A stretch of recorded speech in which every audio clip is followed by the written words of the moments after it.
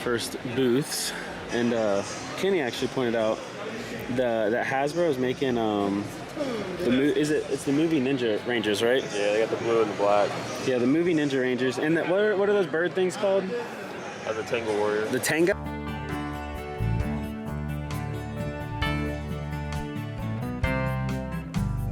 Work it, make it, do it, makes us. All right, we're back. When Astrid was 12, I took them to the Lexington Comic Con for the first time. It was way cool, but I have to admit it started off a little embarrassing. See, we drove down to Rupp Arena, we parked, and as we were walking in, we saw this giant line. We shrugged, got in line, and started waiting. But as we were waiting, we started seeing all these people walking past us in costumes and right into the arena, skipping the line entirely. At first, we thought they were part of the event, but eventually we got suspicious. Finally, like an hour later, I asked the guy in front of me, "Hey, what are we in line for anyway?" He laughs and says, "Tickets for Summer Jam." "Nice one, dingus. It took you an entire hour before you realized you could ask somebody?" Anyway, we figured it out, went inside, started looking around. Astrid got their picture taken with George Takei. I commissioned a drawing of a Yeti. We got some swag, some comics, a couple of indie movies. It was great. But something truly wonderful happened to me that day. Something I will forever think back on with pride and a true sense of accomplishment. As we were browsing the booths, Daft Punk's enormous hit Get Lucky came on over the PA. As it did, I caught the eye of some guys walking towards us. They were dressed as Marvel characters from the Avengers. Mostly. There was a Thor, a Loki, an Iron Man, and of course a Deadpool. That freaking place had like 20 Deadpools. 20 Harley Quinns, too. Anyway, just as the Avengers guys got to us, the song's chorus started. Without missing a beat, I turned, pointed at one of them, and sang, "We're up all night to get Loki." A couple of them kept a straight face. Most did not. As a dad, I'm awful proud of the example I set for my child that day. That's beautiful.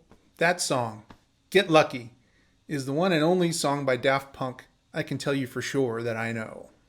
Aside from that, I know that Daft Punk is one of a number of producer/artist dance type acts that have come up over the past 20, 30 years or so, along with folks like Moby, Gorillaz, Deadmau 5. It's pronounced Deadmau5, dingus. Ah, well, that explains the helmet. Until recently, I would have asserted that I really don't want to have anything to do with this kind of music.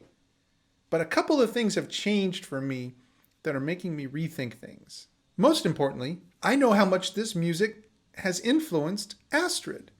And I want to understand the music better so I can understand them better. But the other thing that happened was the fact that I got to meet and become friends with Hash Vias and Jeffrey Franca of Thievery Corporation. I mean, I remember seeing the movie Garden State and hearing the song Lebanese Blonde, thinking it was pretty cool sounding. But honestly, the soundtrack to Garden State became such a hipster thing that I kind of avoided it like the plague. I still haven't gotten around to checking out the Shins. But Thievery Corporation played in town a couple years ago, and I wanted to hang out with Jeff and Hash again. So Emily and I caught the show. And it was nice. The guitarist, Rob Myers, was really great. Played sitar even.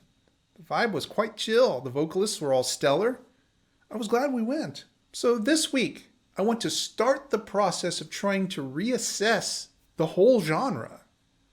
I want to see if I can get myself to a point where I can actually sincerely dig not just specific artists, but the whole concept of instrumental dance music realized by producers. I will say this. I hope this album is better than that Skrillex album I listened to a couple years back. Harder, better. Hi, welcome. Hope you guys had a nice little October break. Sorry I was absent on the last one, but let's get into Daft Punk Discovery. It was so much fun. You know, Discovery is one of those albums that kind of shaped EDM, and I did not get the chance to see the movie that accompanied it with it, but it's just so creative. You can tell that they just had a blast making most of the music. You know, there are a couple slow jams, but all in all, it had its very distinct kind of vibe and groove and a very distinct sound that they stuck with, and it really worked for them. My first impressions of Discovery. Well, let me see. Some of it sounded really nice, especially the absolutely beautiful chord changes of Night Vision.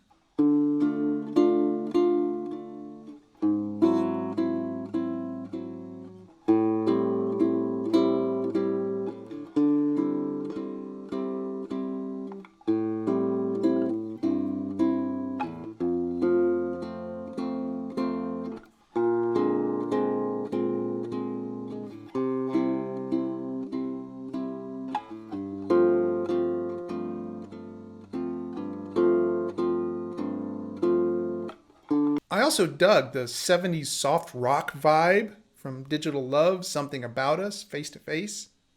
I don't know what it is about Face to Face, but there's something in the way that the groove is constructed that reminds me a lot of Moonlight Feels Right by Starbucks. You know that one? Moonlight Feels Right is probably the only 70s soft rock hit that I can think of that has an absolutely killer marimba solo in it.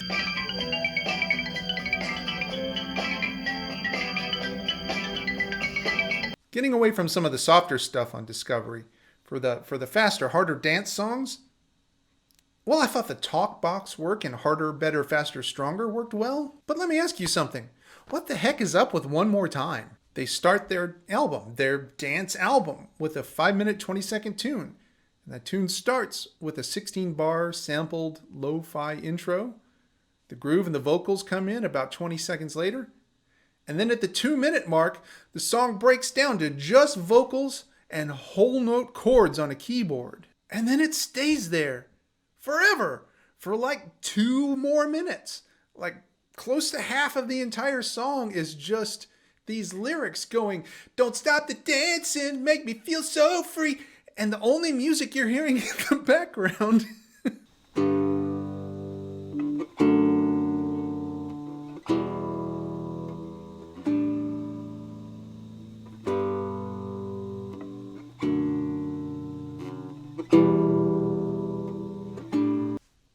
would you say they're punking you? I guess I would.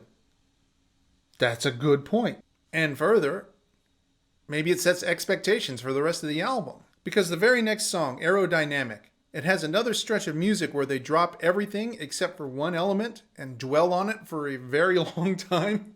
See, they set up this groove in B minor, with the changes go to something like B minor, G, E minor.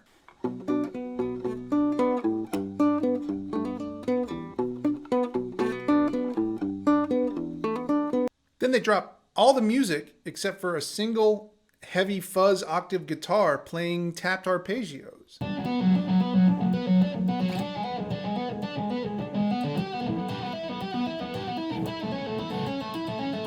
The thing is, those arpeggios are B minor, G sharp diminished, E minor, and A. So when they bring the original groove back in with the arpeggios on top, they don't quite fit. Maybe this is one of those things that musicians notice but other people don't. I don't know.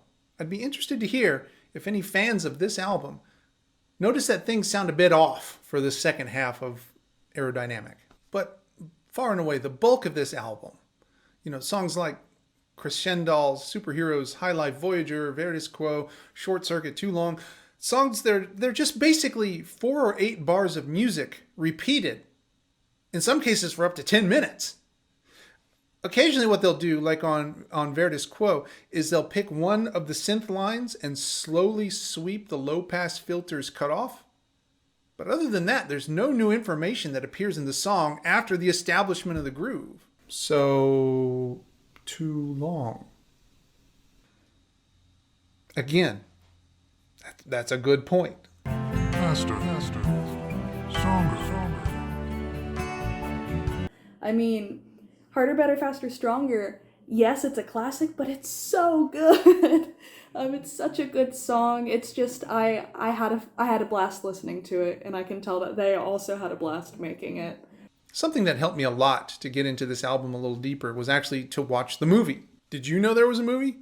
I had no idea until I started researching the album, but yes, there is a movie called Interstellar 5555, an hour-long animated film done in the style of like Battle of the Planets or Voltron.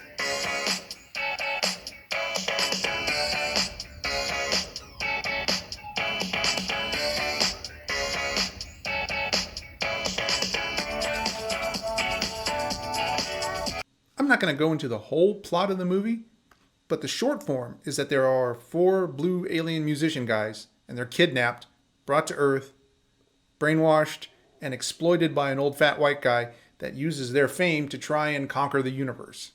But they're saved by a fanboy who happens to have a crush on the bass player. Oh, and his spaceship is shaped like a guitar. There's no dialogue. There's very few additional sound effects. It's basically just 14 consecutive music videos strung together to form a more or less cohesive story.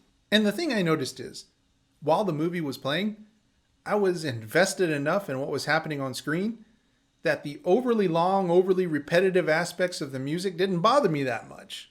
So what do I think?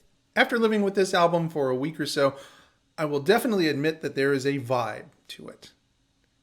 Turned down and in the background, it would make fantastic music for like working or studying. But when I sit and listen critically, the biggest complaint I have is that these songs would be better if they were shorter.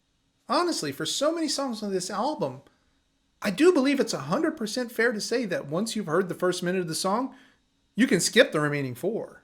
And honestly, it's kind of a bummer, because like I say, some of the sound's fantastic. Night Vision especially.